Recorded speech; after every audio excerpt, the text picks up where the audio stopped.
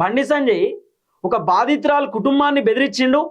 బండి సంజయ్ వాళ్ళ కొడుకు ఒక అమ్మాయిని ఇబ్బంది పెట్టినటువంటి వార్తలు వచ్చినా కూడా బండి సంజయ్ కొడుకు జైల్లో పోయినా కూడా బండి సంజయ్ని ఏ విధంగా మీరు తొలగించరు? బండి సంజయ్ పైన బీజేపీ అధిష్టానం ఎందుకు యాక్షన్ తీసుకోలేదు? బండి సంజయ్ బాధిత కుటుంబం బండి సంజయ్తో మాట్లాడి బాధిత కుటుంబం బండి సంజయ్కి వాళ్ళ బాధ చెప్పుకుందామని వస్తే బండి సంజయ్ మీరు ఇక్కడ నుండి వెళ్ళిపోండి, మీ అమ్మాయి ఎంతమందితో తిరిగిందో మాకు తెలియదు, మీ అమ్మాయి అట్లా ఇట్లా అని బండి సంజయ్ మాట్లాడిననేటటువంటి వార్తలు వచ్చినాయి. రకరకాల చర్చలు నిలబడ్డాయి, రకరకాల ఆరోపణలు వచ్చినాయి. మరి గిన్ని చేసినప్పుడు బండి సంజయ్ పైన ఎందుకు యాక్షన్ తీసుకుంటలేరు? బండి సంజయ్ వాళ్ళ కొడుకుని 9 రోజుల పాటు కాపాడిండు, ఒక కాడ దాచిపెట్టిండు.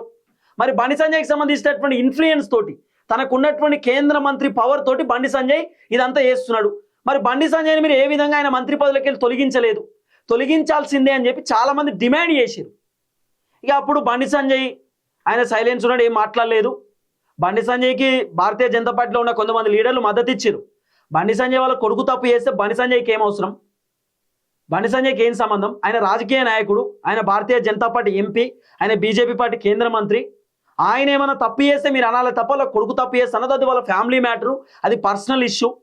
ఆయన తప్పు చేసినట్టయితే ఆయన జైలుకు పోతాడు.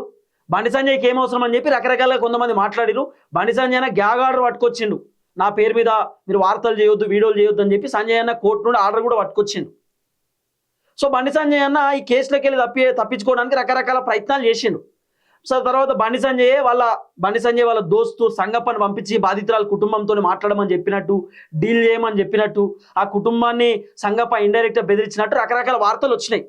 సో ఎప్పుడైతే బండి సాయి భైరత్కి సంబంధించినటువంటి కేసు అంశం వచ్చిందో అప్పుడు బండి సంజయ్ కొంత నెగిటివ్ అయింది, బండి సంజయ్ కొంత ఇబ్బంది అయింది.